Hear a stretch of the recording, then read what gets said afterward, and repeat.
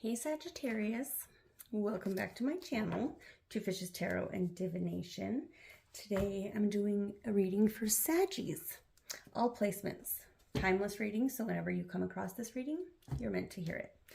Okay, keep in mind that this is just a general reading, not a personal reading, so take what resonates, leave the rest. Do not force the details to fit if they don't, okay? First of all, on pre-shuffle, I pulled some cards from the Wild Mystic Oracle. So, to kind of catch a vibe, see what's going on with my Saggies, okay? Those cards were Believe in the upright, Love in that energy. Then we have Transform in the reverse. So, this Believe card talks about believing in the impossible, right? This very adventurous, curious, believing in the unknown and not letting it scare you. Very Saggy like energy, right? Sagittarius individuals, they are very adventurous. They thrive in change. They are constant. They're thrill seekers, right? Adrenaline junkies, like not afraid of anything, typically. Then we have this Transform card, but it's in the reverse. So we are creatures of habit. We don't really like, as much as Sagittarius individuals, they thrive in change. They don't fear change, right? They are always on some type of adventure. That doesn't mean that they don't have a comfort zone that they like to stay in. So sometimes the fear of the unknown is scary when it requires you to change yourself or you to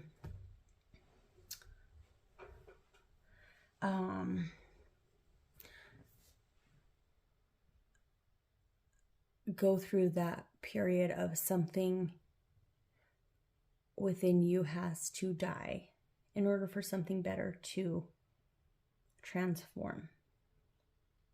What do I mean by that? How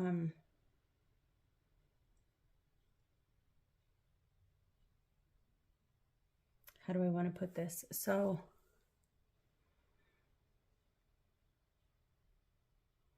say you've had,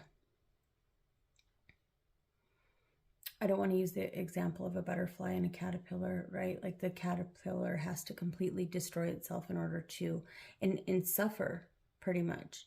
Like to be wrapped up so tight in this cocoon has to be uncomfortable. But look at what that suffering has done. And look at the beauty that comes at the end of that transformation. So sometimes we have to go through something uncomfortable, physically, emotionally, spiritually. Part of us has to die. But the part that comes out on the other side is so much better. So much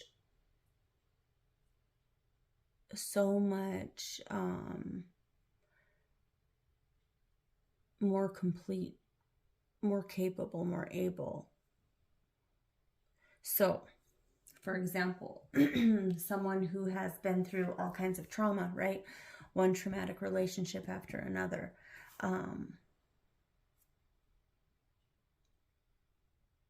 Healing from that traumatic experience, right? You know, maybe, you know, we're just going to leave it at that. I'm not going to tap into that. I'm not going to bring that negativity into this reading. So think of it as that transformation that butterfly goes through. Okay. It was painful, but look at the beautiful, beautiful creature that emerges from that cocoon. Okay. We're not going to use that deck either. We are going to go to my Golden Girls deck. Guys, if you have not yet subscribed to the channel, hit that notification, or subscribe to the channel. Hit that notification bell so you guys can get notified when I post new content.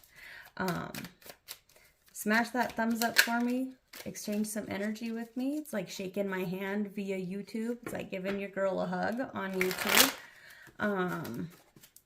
Let's exchange some energy so that way when you click on a Sagittarius reading the next time, it's going to resonate even more so with you or your situation or someone that you are involved with. Maybe you are a cross watcher watching this Sagittarius because you're dealing with a Sagittarius in your life.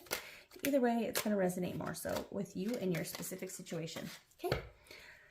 All right. We're going to go to this Golden Girls deck because I freaking love the Golden Girls. I have loved the Golden Girls my whole entire life. I remember when I was in elementary school, I grew up like 2-3 blocks from my school, right? So I would run home as fast as I could. And the Golden Girls started at 3 o'clock and at 3:30. Well, I didn't get out of school till 3:30. So I would run home as fast as I could and I would get there and, 3:36, 3:34, and I'd only miss like 2 or 3 or 4 or 6 minutes of that second episode of the Golden Girls. And guys, I used to get so excited. Just a little tidbit on my life, but this explains why I have this Golden Girl deck, right? Love it. Love them. All right, Spirit, what's going on with Saggies? Why do we have these 2 cards? Believe and transform. Okay. All right, perfect. We have the 8 of Cups, the Page of Swords. This is walking away towards something better. You see all these cups that are still standing, yet Rose is still walking away?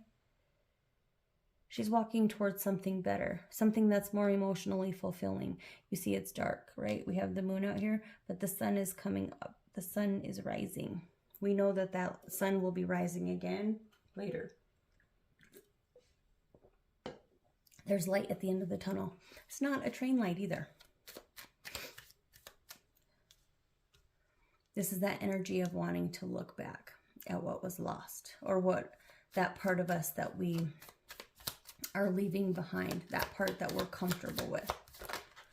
It's that deceptive messenger, and there's an energy of not wanting to see that. It's either an energy of not wanting to see that or not knowing what lies ahead of us. We know what we've been through in the past. We've been there. We don't know what the future holds. It's that unknowing. But do you see that this water is calm? We have the moon here creating some type of an illusion. But if we look around and we're aware of our surroundings, the water's calm. It's not going to be an emotional upheaval. All the water is calm in both of these, or in all 3 of these cards.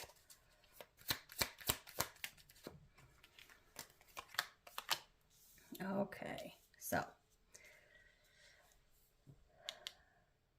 there was some sort of imbalance in our life in the past, right? In the recent past. That's why we moved in a different direction. We were forced to move in a different direction. It wasn't serving our highest good.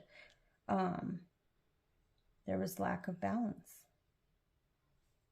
7 of Cups, confusion, illusion, uncertainty, nervousness. Look at how freaking nervous Rose looks. Rose looks uncomfortable as hell. Unsure, concerned.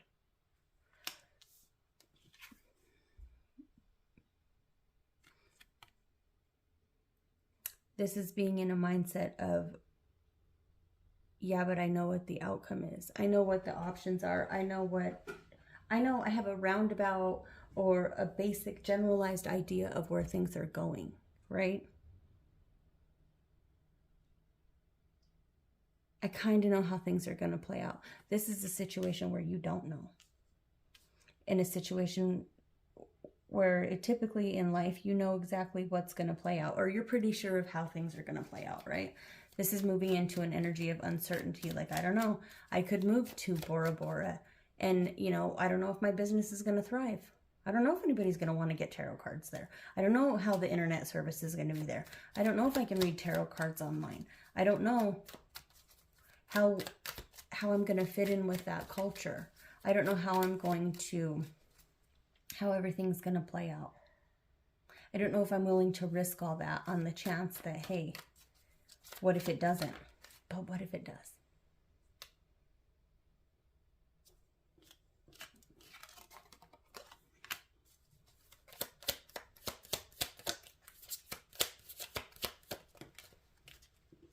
Single jumping cards only.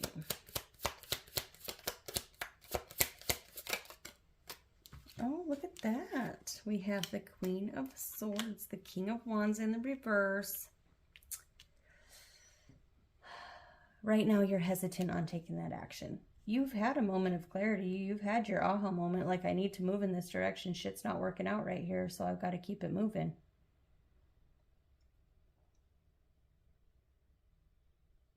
Look at how up in your head you are. Holding yourself back, but the truth of the matter is, cut right through the bullshit. Do you have confidence in yourself? You know that you know who you are. You know how strong you are inside. You know how adaptable and mutable you are. You know that deep down in your heart center, in your core, you thrive in learning new things and in adventure. And sure, you have your comfort zone, but all in all, you're an adrenaline junkie. You're all about experiences. You want to travel. You want to see as much of the world as possible, being a Sagittarius, right? You thrive on that constant go, go, go energy. Super adventurous. You've never been lazy from the day you were born. The moment you could walk, you were running. Tap into that energy and like Sagittarius people who have strong Sagittarius placements in their chart, they are adventurous, they are craving change, they are curious, super creative. That just makes you who you are, and you wouldn't be, if you weren't that, you wouldn't be you, right? Don't dim that light down just because of, oh, I don't know how it's going to turn out. If it doesn't turn out, you turn around and you do something again. You make it work. You adjust the plan. You don't get a new goal, right? You adjust the steps in achieving that goal. You don't. Just because your house has, like, the kitchen sink at your house has a leak, you need to call the plumber and have the pipe fixed. You don't go out and get a whole new house just because the pipe is leaking. That's just silly, right?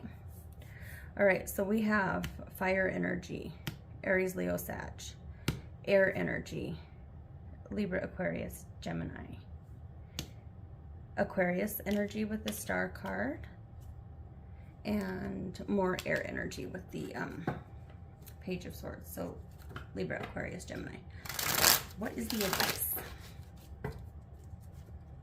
What is the advice and the outcome spirit? What does Saggy need to know right now?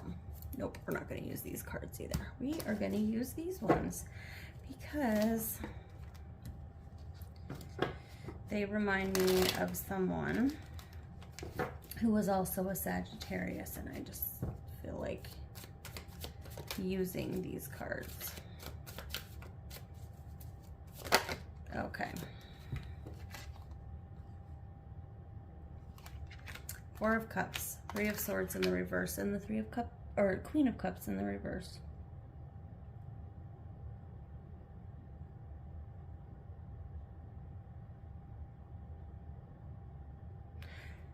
Being a Sagittarius, your mind is active. You have to have mental stimulation all the time, right? You get bored easy.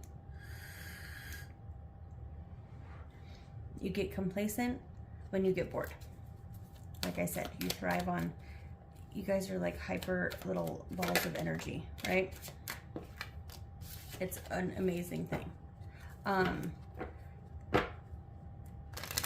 You don't sit still very long, but you don't stay stuck in sadness very long either. It's easily overcome. You are very resilient. Your mindset can be shifted. So seeing this from a different perspective, something as in, what if it doesn't turn out? Yeah, but what if it does? It may not turn out exactly like you had planned, but don't go in there with have a backup plan. Have multiple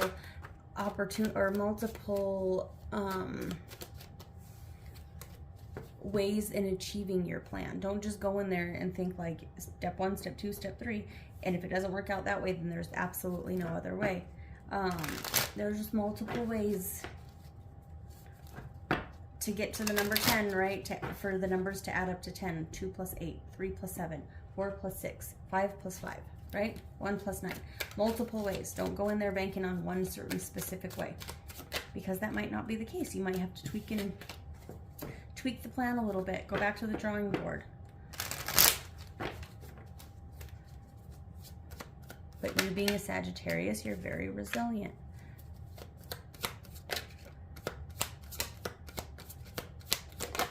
You don't really...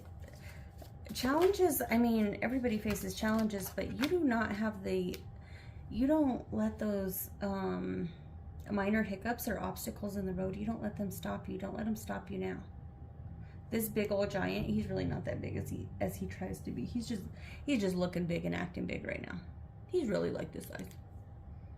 That big old ego, that big old, that emphasis that he's trying to put on in the face of fear. Meh, he's really not that big. Poke him with a pin and watch him deflate. You know what I mean? He's just saying it with his chest right now. He's not that big. Don't be afraid to embark on that new. Take that risk. Look at this dog, all excited. Like, come on, let's go. Let's go. Let's go do this. Come on. Like, you only have one eye? All right, cool. Look at, I have 2. We'll use mine. This is pouring into your own happiness, right? This is a very spiritual card as well. This is being guided by the divine, listening to your intuition, doing what makes your soul feel alive and on fire. I feel like those are the messages. Don't get discouraged. Tap into that Saggy energy that you were born with, that you thrive in, that makes you you.